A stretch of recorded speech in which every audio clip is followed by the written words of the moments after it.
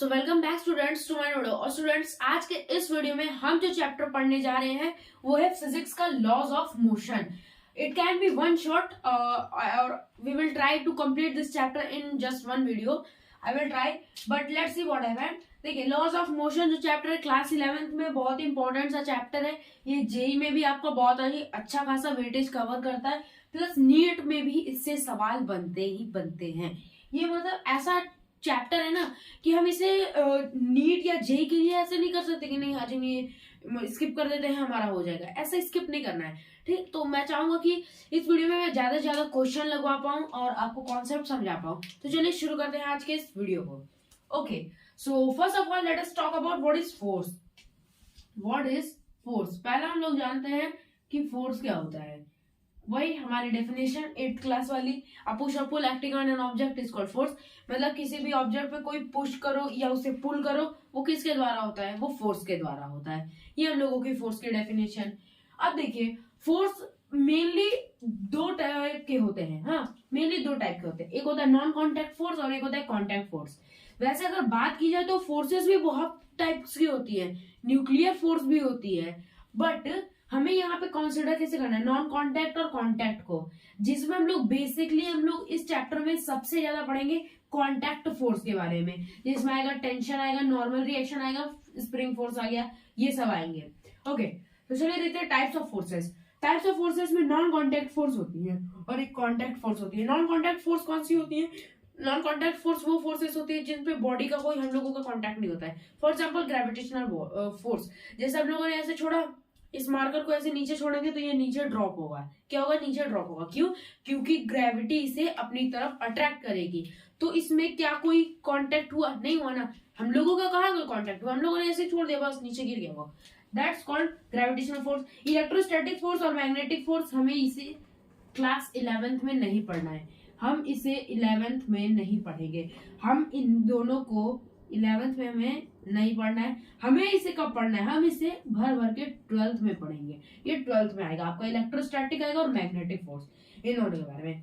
आज हम लोग बेसिकली किसके बारे में पढ़ लेंगे? आज हम लोग पढ़ेंगे कि कॉन्टैक्ट फोर्स के बारे में, जो कि टेंशन होती है, normal reaction, spring force, friction, ये सब के बारे में हम लोग पढ़ेंगे।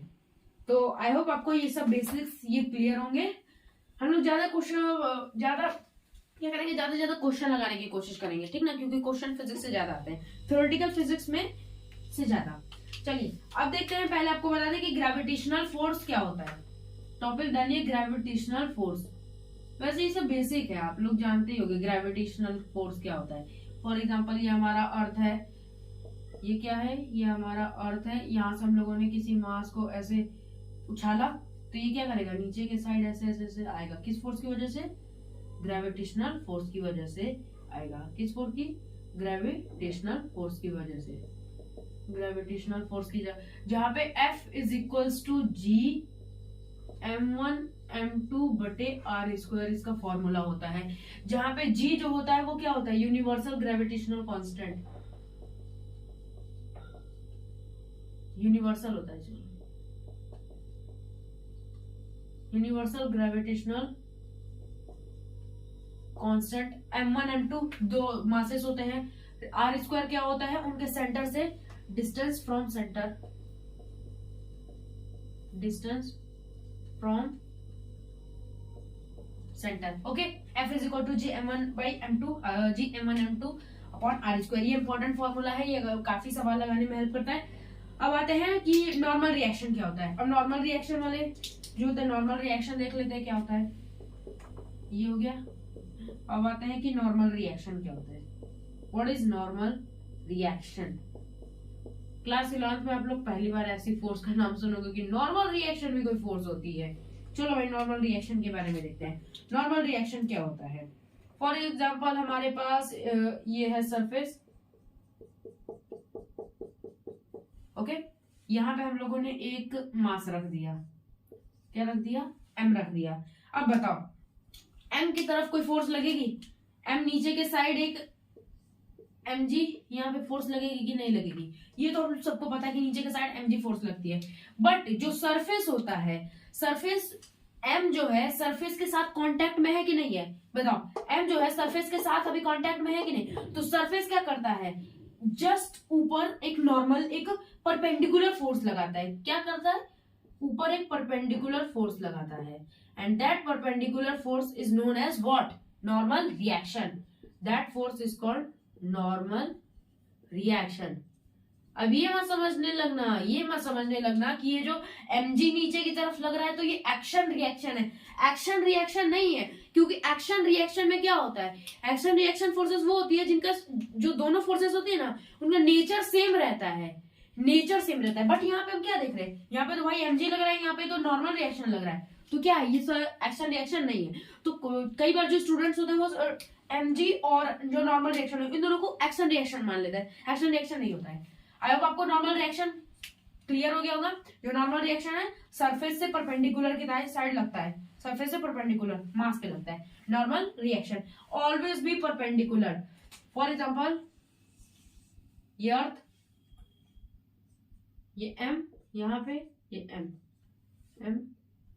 हमेशा सरफेस से ये क्या लगेगा? यहाँ पे ऐसे सरफेस से सरफेस कैसे सीधा ऐसे परपेंडिकुलर लगेगा। ये सेंटर यहाँ पे, ये क्या होगा? परपेंडिकुलर लगेगा। ये सेंटर हो गया, यहाँ से परपेंडिकुलर, ये n से डिनोट किया जाता है, इसे n से डिनोट किया जाता है। अभी हम लोग जो क्वेश्चंस लगाएंगे नॉर्मल रिएक्शन बहुत आएंगे। स्प्रिंग फोर्स के अभी आता है टेंशन पे, क्योंकि स्प्रिंग फोर्स पे अभी हम लोग बताएंगे। पहले आप देख लेते हैं कि टेंशन होता क्या है। टेंशन क्या होता है? Hester, tension, it's not that tension that you are understanding, it's not okay। Tension क्या होता है? फॉर एग्जाम्पल हमारे पास ये एक मास m है, सरफेस तो बना लो, सरफेस हो गया। हमारे पास ये एक दो मासेस है, इन दोनों को हमने एक स्ट्रिंग से कनेक्ट कर दिया। क्या कर दिया? एक ही स्ट्रिंग से कनेक्ट कर दिया। तो अब मेरे को बताओ, इस स्ट्रिंग में कोई ना कोई टेंशन लग रहा होगा इन दोनों मासेस की वजह से। बताओ, इस स्ट्रिंग में कोई टेंशन लग रहा होगा? हाँ भाई, टेंशन तो लग ही रहा होगा, बट किस डायरेक्शन में टेंशन लग रहा होगा, यही तो फाइंड करना है। मैं बताऊं, इस डायरेक्शन में यहाँ पे m ये है, तो इधर के साइड से और इधर के साइड से, दोनों के साइड से टेंशन लगेगा। कैसे? Because tension is always away, tension always away from point. इसे नोट कर लीजिए, ऑलवेज अवे फ्रॉम पॉइंट। अभी एफबीडी जो फ्री बॉडी डायग्राम आएगा ना, बहुत हेल्प करेगा। ऑलवेज अवे फ्रॉम पॉइंट होता है। जैसे कि एक टेंशन निकालने का एक और मेथड होता है जिसे हम लोग अम्ब्रेला मेथड भी कहते हैं। जैसे कि मान लो ये है एक पुली, यहाँ पे ऐसे दो मासेस यहाँ पे लटक रहे हैं। ये है 1.5 kg का, for example this is 1.5 kg का, and this is of sorry, इसे थोड़ा और नीचे ले चलते हैं, ये होगा 3 kg का। सपोज ठीक है, उतना नीचे नहीं गया, 3 kg का होगा। सो हमें बताना है कि टेंशन कहाँ होगा। टेंशन कैसे? अम्ब्रेला मेथड से। जहां मास पे बैठ के अम्ब्रेला खोल दो। क्या करो? जहां भी मास है वहां पे बैठ जाओ। यहाँ पे हो 3 kg का निकालना है, यहाँ पे हो, और यहाँ पे ऐसे अम्ब्रेला खोल दो। क्या हो गया? टेंशन इधर लगेगी। यहाँ पे हो, इधर के साइड ऐसे अम्ब्रेला खोल दो, टेंशन इधर की साइड लगेगी। टी से डिनोट कर दो, टी से। ठीक, ये होता है अम्ब्रेला मेथड, टेंशन निकालने का सबसे आसान तरीका। और ये है पुली। हम लोगों का जो मेन होगा, ये जो टेंशन होता है ना, ये स्ट्रिंग हम लोगों के सिलेबस में आएगी। स्ट्रिंग जो होगी ज्यादातर मासलेस होगी। क्या होगी? मासलेस होगी। और हम लोगों को अगर मास वाले क्वेश्चन अभी नहीं दे सकता, क्लास 11 में आपको मास वाले क्वेश्चन नहीं देगा कि स्ट्रिंग का कोई मास है। अगर दे भी दिया तो मतलब बहुत ही रेयर चांसेस है, बट आपको 99% मिलेगा कि स्ट्रिंग जो है मासलेस है। हम लोग टेंशन समझ गए। आइए अब इस पे एक न्यूमेरिकल कर लेते हैं। आइए अब हम लोग देखते हैं।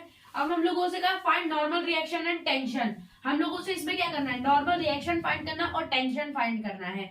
जैसे हम लोगों के पास पहला यहाँ पे दे रखा है, ये नंबर 1, ये नंबर 1 हो गया और ये नंबर 2 हो गया। आइए चलिए, आप लोगों को मैं टाइम देता हूँ, आप लोग वीडियो पॉज करिए और लगाने की ट्राई करिए। अब देखिए, अब मैं लगा रहा हूँ। देखिए यहाँ पे क्या लगेगा? Find normal reaction and tension. हमें यहाँ पे नॉर्मल रिएक्शन फाइंड करना है और इसमें टेंशन फाइंड करना है, क्योंकि यहाँ पे आपको टेंशन मिलेगी नहीं, कोई स्ट्रिंग नहीं है। यहाँ पे आपको नॉर्मल रिएक्शन नहीं मिलेगा क्योंकि सरफेस से कोई कनेक्टेड नहीं है। So first of all we will find normal reaction, हमें यहाँ पे नॉर्मल रिएक्शन फाइंड करना है। पहले देखो जो बॉडी है ना कहाँ कहाँ कनेक्टेड है, एक ये वेज पे कनेक्टेड है, एक यहाँ पे ये सरफेस पे ये कनेक्टेड है। आइए अब इसका निकालते हैं। पहले ये जो बॉडी होगी इधर के साइड एक N1 फोर्स लगाएगी, तो ये भी इधर के साइड एक N1 फोर्स लगाएगी। बताओ लगाएगी कि नहीं लगाएगी? इधर के साइड ये जो बॉडी है इधर के साइड परपेंडिकुलर N1 लगाई, तो बॉडी ने भी इधर N1 एक लगाया।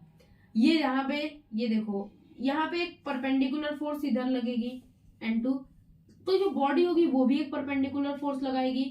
कुछ यहाँ पे ऐसा नहीं, सीधा नहीं, थोड़ा ऐसे जाएगा, ऐसे हो कुछ इस टाइप से, ऐसे इसे हम लोग N2 मान लेते हैं। लगेगा कि नहीं? N2 इधर के साइड और इधर के साइड हो जाता है, थोड़ा परपेंडिकुलर में ऐसा पूरा स्ट्रेट ना दिख रहा हो सकता है। यहाँ पे एक जो नीचे से एक फोर्स लगेगी, यहाँ पे एक ऐसी फोर्स लगेगी N3, और यहाँ पे एक N3, यहाँ पे ऐसे फोर्सेस लगेंगी। बताओ ऐसे ही फोर्सेस लगेंगे। एक जो ये बॉडी और ये फॉर एग्जांपल ये से क्या बोले सरफेस बी, सेकंड सरफेस मान लेते हैं। ये जो सेकंड सरफेस पे ऐसे N1 इधर के साइड फोर्स लगाएगा बॉडी, तो वो सरफेस सेकंड वाला सेकंड सरफेस भी इधर के साइड एक फोर्स लगाएगा। जब वेज पे इधर के साइड फोर्स लगेगी तो वेज भी इधर के साइड ऐसे फोर्स लगाएंगे। ओके, यहाँ पे वेज जो होगा नीचे के साइड N3 परपेंडिकुलर फोर्स लगाएगा, तो वेज भी ऊपर के साइड एक परपेंडिकुलर फोर्स लगाएगा कि नहीं? बताओ, is that clear? Now let us find tension. Tension हमें फाइंड करना है। हम लोगों को क्या टेंशन, यहाँ पे देखो। और आपको एक बात बता दूं, टेंशन में क्या होता है, टेंशन ना तभी तक सेम रहती है जब तक स्ट्रिंग सेम होता है। जब स्ट्रिंग चेंज हो जाता है तो टेंशन भी चेंज हो जाती है।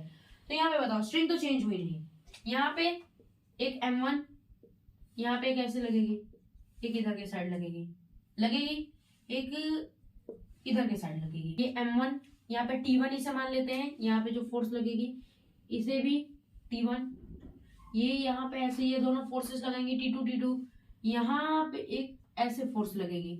बताओ इस स्ट्रिंग में यहाँ पे कुछ इस टाइप की फोर्स लगेगी, यहाँ पे ऐसी इन दोनों में ऐसे M1 इधर के साइड लगाएगा, ये M2 भी इधर के साइड ऐसे स्ट्रिंग में टेंशन लगी, यहाँ पे भी सेम ऐसे ये T2।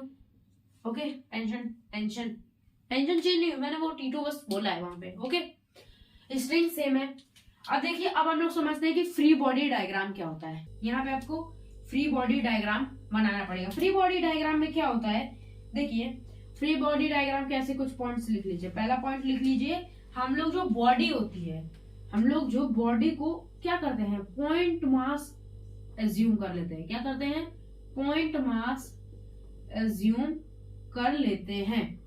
फॉर एग्जाम्पल, यहाँ पे एग्जाम्पल के साथ साथ हम लोग पढ़ेंगे, विदाउट एग्जाम्पल आपको समझ नहीं आएगा। यहाँ पे M मास है, हमसे कहा इसका फ्री बॉडी डायग्राम बनाओ। हम लोग अभी देखो, अभी जितना हम लोगों को गिवन इन्फॉर्मेशन, अभी मैंने आपको बताया बॉडी को पॉइंट मास मानेंगे, तो यहाँ पे हम लोग ऐसे पॉइंट मास एक मान लिए। थोड़ा बड़ा पॉइंट बनाओ भाई, थोड़ा बड़ा पॉइंट ऐसे मान देंगे, तो ये क्या होगा, FBD में आएगा। इसे FBD भी कहते हैं। सेकंड पॉइंट लिखिए। सेकंड पॉइंट में हम लोग क्या करेंगे, हम लोग उन्हीं फोर्स को काउंट करेंगे। Second, we will count only those force which act on the body. We will count only those force और we will show those force that acts on the body, not that body applying on other. What?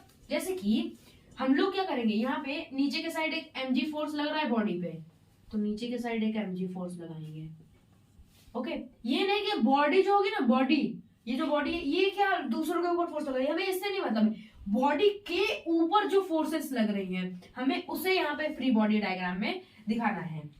Okay, ये point लिख लिए। हम लोग ये क्या कर रहे हैं, एज्यूम कर रहे हैं। अब देखिए, अब एक एग्जांपल से समझते हैं। ये हमारे पास एक फुल्ली हम लोग ये बना लेते हैं जल्दी से।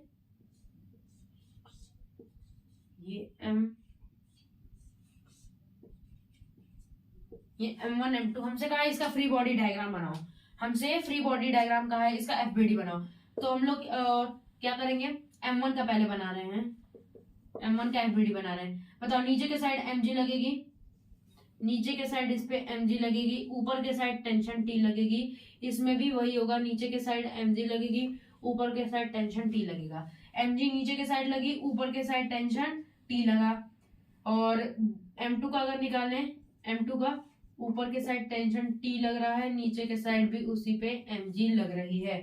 लग रही है कि नहीं बताओ? लग रही है ना भाई। अब देखो दूसरा एग्जांपल ले लो। हमारे पास ये एक वेज है, हमारे पास ऐसे की मास दे रखा है। ओके, अब इसका हमें एफबीडी बनाना है। इस पे हम लोग एफबीडी लगाएंगे।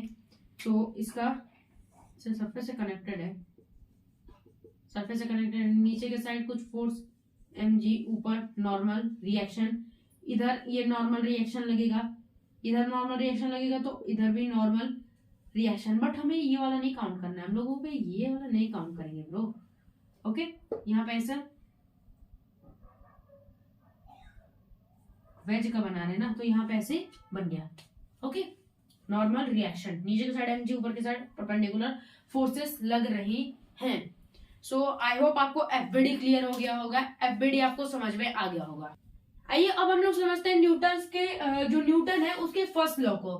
न्यूटन्स फर्स्ट लॉ या फिर इनर्शिया, इस लॉ ऑफ इनर्शिया भी कहते हैं। सो आप लोगों को तो पता ही होगा न्यूटन्स फर्स्ट लॉ क्या होता है। जैसे कि हम लोगों ने पढ़ा है कि if any object is in the state of rest, it will be in the state of rest until and unless any external force apply on that body। और इसे ये भी कह सकते हैं कि if any object is moving with a uniform motion, it will be moving with a uniform motion until and unless an external force applied on that body। ये हम लोगों से कहा गया है। मतलब कि ये तो डेफिनेशन है, बट हम लोग इसे समझते हैं। इसमें न्यूटन्स फर्स्ट लॉ में क्या होता है, जो बॉडी पे टोटल जो नेट एक्सटर्नल एफ नेट जो होती है वो जीरो हो जाती है। अगर कोई बॉडी पे, आप ही बताओ, अगर कोई बॉडी पे एफ नेट जीरो हो गई, फोर्स एफ नेट जीरो हो गई, नेट एक्सटर्नल फोर्स जो जीरो हो गई, तो क्या होगा भाई बताओ? एफ नेट जीरो हो जाएगी तो क्या होगा? उसका ए नेट भी यानी टोटल एक्सेलरेशन भी क्या हो जाएगा? जीरो हो जाएगा कि नहीं? ए नेट भी जीरो हो जाएगा। और ए नेट जीरो हो जाएगा मतलब क्या हुआ? बॉडी जिस जैसे जा रही है वैसे चलती रहेगी। जैसे अगर रेस्ट पे है तो रेस्ट पे रहेगी, अगर मोशन में है मोशन में रहेगी। समझे बात को? ए नेट ही जीरो हो गया तो क्या है? बॉडी भाई चल रही है, चलती रहेगी। बॉडी स्टेट में ऐसे रुकी पड़ी, ऐसे रुकी पड़ेगी। जब उसपे कोई फोर्स ही नहीं लग रहा है तो फोर्स नहीं लगता, ए नेट भी जीरो हो गया। इस स्टेट को हम लोग इक्विलिब्रियम स्टेट भी कहते हैं। देखिए मेरे को ज्यादा थ्योरी नहीं बतानी है, मेरे को ज्यादा से ज्यादा क्वेश्चन कराने, क्योंकि हमारे एग्जाम में क्वेश्चन ज्यादा वर्क करते हैं। सो थ्योरी तो क्लियर हो गई। अब आइए क्वेश्चंस पे देखते हैं। आइए अब इस पे एक क्वेश्चन देखते हैं। हम लोगों को से क्वेश्चन है find tension in both strings. हमारे पास ये डायग्राम दे रखा है, हमको इन दोनों स्ट्रिंग्स में टेंशन बतानी है। बहुत ही आसान सा सवाल है भाई, आराम से हो जाएगा, कोई ज्यादा टाइम नहीं लगेगा। मैं यहाँ पे डायरेक्ट एफबीडी बनाऊंगा। देखो यहाँ पे 5 kg का मास है, ऊपर के साइड ऐसे एक T1 लगेगी, यहाँ पे ये नीचे के साइड एक फोर्स लगेगी, यहाँ पे एक फोर्स लगेगी। बताओ यहाँ पे एक ऐसे टेंशन लगेगी, दोनों में ऐसी ही टेंशन लगेगी कि नहीं? यहाँ पे ऐसी फोर्सेस लगेंगी T1 और यहाँ पे एक टेंशन इसे मान लिए। नीचे के साइड इसका मास लगेगा 5G। जी की वैल्यू फॉर हम लोग 10 रखेंगे, ठीक, जी की वैल्यू 10 रखेंगे। इसमें नीचे के साइड 2G लगेगी। ओके 2G लगेगी। सो यहाँ पे फ्री बॉडी डायग्राम बनाते हैं। पहले 5 kg का पहले बना लेते हैं। 5 kg का नीचे के साइड लगी 5G, ऊपर के साइड लगी टेंशन T। 5G है ना भाई, 5 kg मैंने लिख दिया, 5 kg सॉरी। अब आते हैं सेकंड में जो है 2 kg है। इसके साइड ऊपर भी एक ऐसे टेंशन लग रही है, नीचे के साइड भी ऐसे टेंशन लग रही है, और इसका वैल्यू जो 2G आएगा ही। नीचे के साइड जो इसे ग्रेविटेशनल निकालेगी, जो नीचे की जो अर्थ की ग्रेविटी इस पे 2G लगाएगी, इस पे 5G लगाएगी। अब बताओ यहां से क्या हो जाएगा? फोर्सेस लग रही है, T1 is equal to 5G हो जाएगा। भाई इस पे खाली कौन सी फोर्स लग रही है? एक टेंशन लग रही है, एक 5G लग रही है, बस ये दो ही फोर्सेस तो लग रही है। T1 is equal to 5G, T1 की वैल्यू कितनी आ जाएगी? 5G की वैल्यू हमने 10 रखी है, 5 into 10, T1 is equal to 50 newton. अब इस पे क्या होगा? T2 is equal to 2G plus T1 हो जाएगी। T2 जो T2 कहाँ गया? ये रहा, इसे T2 मान लेते हैं, ठीक है। T2 इस पे कौन कौन सी फोर्सेस लग रही है, एक तो नीचे 2G लग रहा है और प्लस T1 इधर वाला, ये इस पे ये भी फोर्स लग रहा है, दोनों लग रहे हैं कि नहीं खुद ही बताओ, यहाँ पे देख के खुद ही बताओ, यहाँ पे लग रहा है कि नहीं लग रहा है ना। T2 पे 2G, T2 की कितनी हो जाएगी 2 इंटू 10 प्लस T1 की वैल्यू हमने 50 निकाली रखी है, T2 is equal to 20 plus 50 70 बताओ होगा कि नहीं होगा, T2 70 न्यूटन होगा। ओके, ये वाला क्वेश्चन बहुत ही आसान था, ऐसे आपको क्वेश्चन एग्जाम्पल में देखने को मिलेंगे, ये मत होप लगा लेना कि आपको एग्जाम में देखने को मिल जाएंगे या फिर आपको कोई जेई में मिल जाएंगे या नीट में मिल जाएंगे, वो तो भाई मैंने बस आपको एग्जाम्पल के लिए ऐसे ही दे दिया है, समझे। अब आते हैं अब प्रोबेबल क्वेश्चंस की तरफ, जो कि आपके जेई में आ सकते हैं या फिर आपके नीट में आ सकते हैं। पहले को वीडियो बहुत लंबी हो जाएगी, तो मैं क्या सोच रहा हूँ कि अब हम लोग जल्दी जल्दी कंप्लीट करते हैं। जल्दी जल्दी कंप्लीट करने के लिए आपको पहले बता दूं, न्यूटन सेकंड लॉ क्या कहता है। न्यूटन सेकंड लॉ में क्या होता है, उसमें मोमेंटम, चेंज इन मोमेंटम के बारे में बताया गया है, जैसे कि F is equal to m, हमको जो फॉर्मूला दिया गया है वो कब कब वैलिड है और कब नहीं वैलिड है। ओके, सेकंड लॉ में देखो,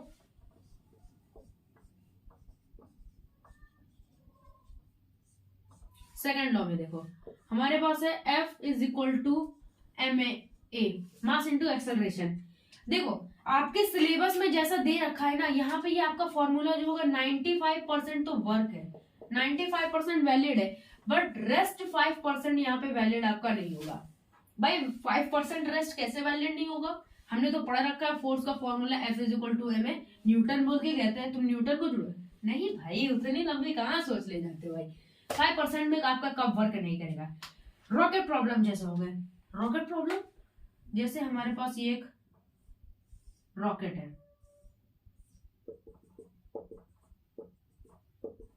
ये रॉकेट है, यहाँ पे ये कुछ फोर्स से ऊपर की साइड जा रहा है, किसी एक्सेलरेशन से ऊपर के साइड जा रहा है, नीचे F फोर्स लग रही है।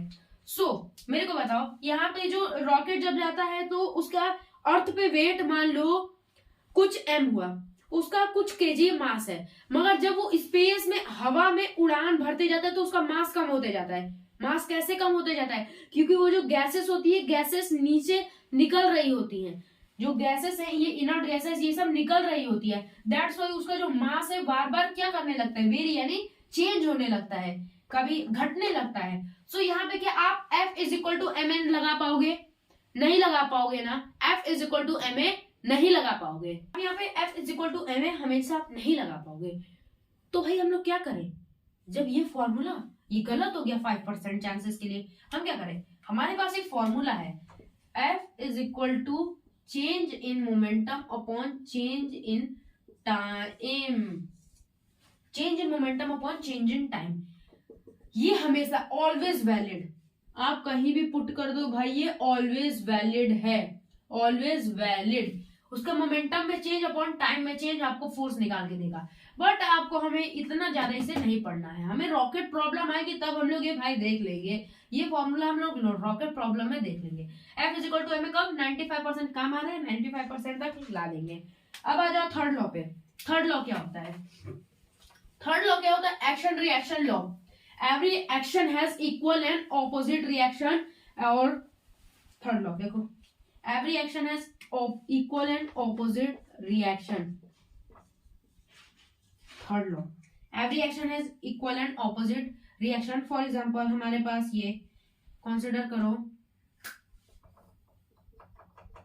ये मास है m, मास है m, हम क्या करेंगे, यहाँ पे नीचे के साइड कोई mg लग रही है, ऊपर के साइड n लगेगा, कुछ आके बच्चे बोल देंगे कि दोनों तो इक्वल एंड ऑपोजिट रिएक्शन है, but equal and opposite reaction ये नहीं है। इक्वल एंड ऑपोजिट रिएक्शन कब होगा, इक्वल एंड ऑपोजिट रिएक्शन में जो दोनों फोर्सेस होती है वो हमेशा क्या होती है, सेम होती है, बट यहाँ पे तो भाई एक नॉर्मल फोर्स है, एक ग्रेविटेशनल फोर्स है, ये तो है ही नहीं, क्या भाई ये तो है ही नहीं। या फिर हम लोग कभी कभी स्कूल में देखते हैं कि हम लोगों को एग्जांपल दिया जाता है कि जैसे आपने किसी को चाटा मारा तो वो भी आपको चाटा मारेगा, ये इक्वल एंड ऑपोजिट, भाई ऐसी बात नहीं है। देखो कांटेक्ट कहाँ कहाँ हुआ बॉडी का, फॉर एग्जांपल मैं ये बोर्ड है, इस पे ऐसे मुक्का मारा तो बताओ कांटेक्ट किस पे हुआ, मुझ में, मतलब ऐसे मैंने मारा तो बोर्ड में और मेरे हाथ में कांटेक्ट हुआ ना, मेरे बोर्ड और हाथ में कांटेक्ट मेरा हुआ कि नहीं। सो जैसे मैंने मारा वैसे ही मेरे हाथ पे जो ये हम लोगों का मेरा ये जो पाम है उस पे उल्टा एक रिएक्शन हो गया। क्या हो गया? एक उल्टा रिएक्शन हो गया, और वो भी बहुत ही कम टाइम में। जैसे मैंने मारा वैसे ही हो गया। That's is called action reaction. Action reaction always work in pair. मैं आपको चीज बता रहा हूँ, आपको ये सब नोट करते रहना है। तो आज की इस वीडियो में बस इतना ही। हम लोग जो बाकी जो न्यूमेरिकल पार्ट है और जो प्रीवियस ईयर क्वेश्चन है उसके लिए हम लोग एक अलग से सेपरेट वीडियो लाएंगे। सूडो फोर्स हमारा बाकी रह गया, हम लोग सूडो फोर्स भी अगले वीडियो में पढ़ेंगे। तब तक के लिए बाय, मिलते हैं अगले वीडियो में। तब तक के लिए बाय। चैनल को लाइक कीजिए, शेयर कीजिए, सब्सक्राइब कीजिए। Thank you.